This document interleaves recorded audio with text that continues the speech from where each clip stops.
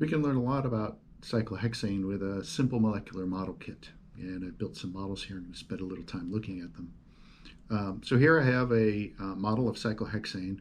And instead of just little white balls, we've got these different colored balls here so we can kind of illustrate a few things about the cyclohexane and how it undergoes changes in conformation.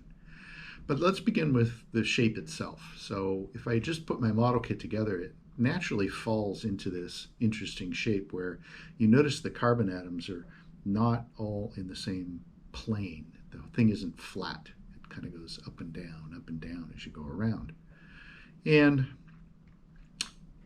if you look at the structure a little more closely and start to do things like view it down a carbon-carbon bond. So for instance, if we look straight down a carbon-carbon bond, we can see that those bonds are staggered. So that's an interesting observation. And it's the same way all the way around the ring. So if I turn it and we look down a different carbon-carbon bond, we can see that that's staggered and so on, all the way around the ring.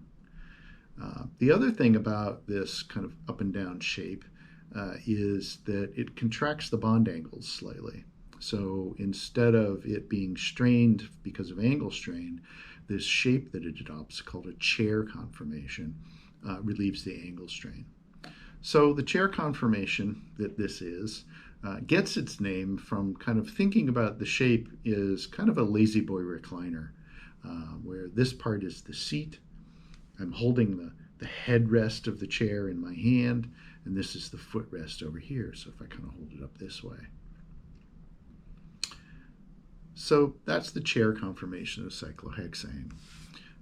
Now, a couple of other things about this. You'll notice that when we kind of hold it this way, where the plane of the ring is kind of parallel with the floor here, that there are 3 bonds that point straight up and 3 bonds that point straight down. Those are known as axial bonds, and the hydrogens attached would be called axial hydrogens. There are 6 bonds that point outward from the sides of the ring called the equator, and these are called equatorial bonds, and so we can differentiate those. The structure is not conformationally static. Cyclohexane undergoes pretty rapid changes in shape, and we're going to kind of walk through how that happens. So let me go back to this notion of this being kind of a lazy boy recliner. This being the headrest, that being the footrest. So one of the things that can happen with this structure is that essentially the footrest kind of pops upward. So I'm lifting it, and it kind of pops into shape like so. And when we do that, we get a shape that's looked like this that's called the boat conformation.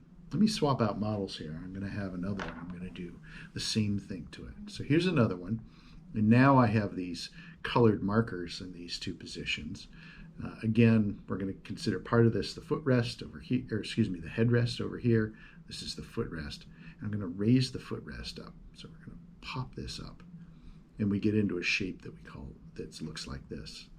This is sometimes called the boat conformation of cyclohexane.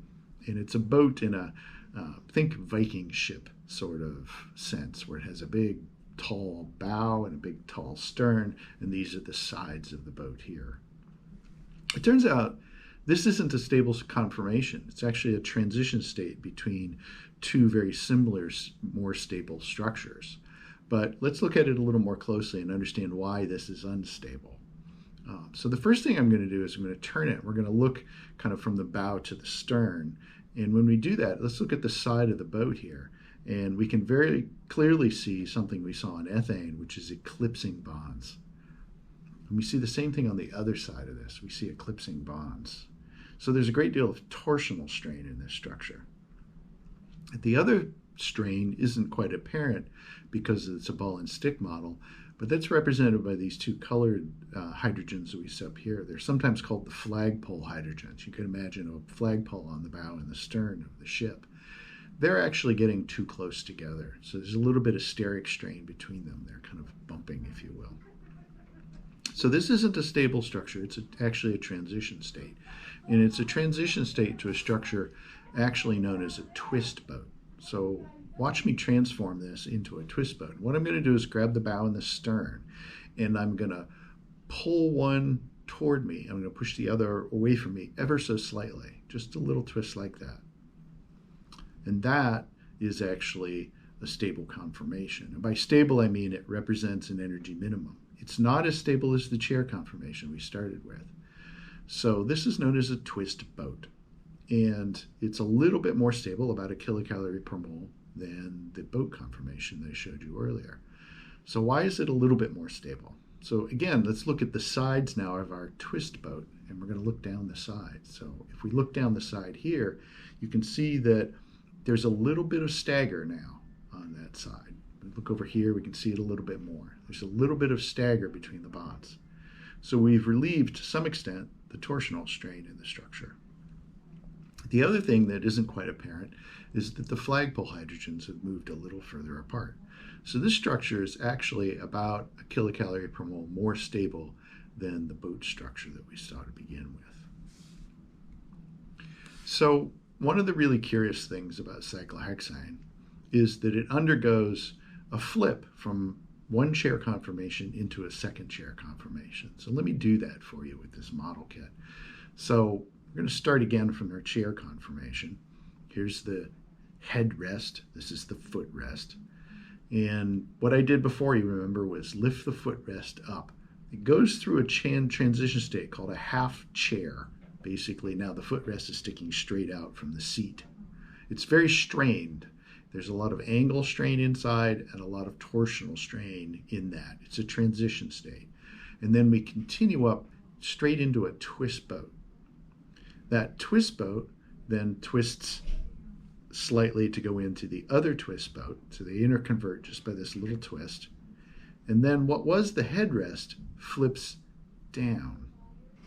And we've actually generated another chair conformation. And you'll notice now the headrest is here in my right hand and the footrest is in my left hand. And it was vice versa to begin with. This happens extraordinarily rapidly at room temperature with cyclohexane, about once every 100,000th of a second. And there's only about an 11 kilocalorie per mole energy barrier to get over in order to do that. So this is a really interesting consequence, this ring flipping. And I can show you that with this model. So I've stripped off all the extraneous hydrogens, and we just have 2 markers on here. And they're adjacent to one another. And one of them is in an axial bond. You'll notice it's kind of sticking straight up from the plane of the ring. And the other's in an equatorial bond here, pointed towards you. Let me grab this, and we're going to make it do a ring flip, or a chair interconversion. So I'm going to grab in my left hand, what is kind of the footrest. I'm going to flip it up, and I'm going to flip this down.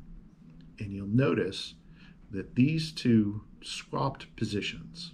The red one was originally equatorial, now it's axial. And the green one was originally axial, now it's equatorial. If I flip it back, they go back into their original positions. This one's now axial, and that's equatorial. So what we've just learned is one of the important consequences of the ring flipping conformation change is that axial and equatorial groups swap those positions from axial to equatorial when the ring flip occurs. So this has some interesting consequences if you have something other than hydrogen on your cyclohexane ring. So I built a model here of methyl cyclohexane. So 6-membered ring with a methyl group on it. And I'm holding it in a conformation where that methyl group is in an axial position. And if we do the ring flip, grab a footrest, flip it up, grab the headrest, flip it down, and you can see now that methyl group moves into an equatorial position. So these are quite different energetically. The structure that I'm holding here, the methyl group equatorial, is significantly more stable than the other chair conformation. If I flip it up, that's this one where the axial group is methyl. At room temperature, this molecule exists only about 5% of the time in this conformation with the methyl group axial, and 95% of the time in this conformation because of the energy difference between the 2. If we want to understand what's going on and why this structure predominates at room temperature, we actually need to look at the less stable structure. So let me flip it back and kind of think about what's going on with this axial methyl conformation. So there must be something in this that causes some strain, and that strain is relieved when it flips into the other conformation. All right, so flip it up here, and we're going to look at this and see where the strain is. And it turns out it's subtle, but it's important. And that is when the methyl group is standing straight up here, the hydrogens in the methyl group are actually fairly close to these other axial hydrogens. And there's a little bit of steric strain. Now cyclohexane rings are very common, so this sort of interaction is very common, and it has its own name. It's called a 1,3 diaxial repulsion. And it comes from the fact that we have a group here on what we're going to call carbon number 1, and it's interacting with the axial groups that are 3 carbons away. So it's 1,3 diaxial. This one's axial, that one's axial. This one's on carbon 1, that's on carbon 3. So we have these two 1,3 diaxial repulsions that create a little bit of steric strain. That steric strain is really a consequence of the size of the methyl group and it lying in the axial position in this conformation. So if we replace that methyl group with something larger, for instance, we should change the amount of strain that's present. So let me take the methyl group off, and I'm going to replace that methyl group with an isopropyl group. So this is an isopropyl group, right? Carbon, hydrogen, 2 methyl groups attached to that carbon. And we're going to stick that onto the ring. So let me flip it over. Here's that isopropyl group in an equatorial position. And it turns out this is relatively strain-free. I can hold it up this way. You can see the isopropyl group. It's in an equatorial position on the ring.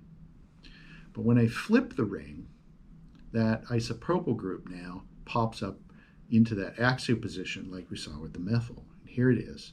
Now, there should be some rather free rotation around this carbon-carbon bonds. In principle, all carbon-carbon bonds can do some rotation.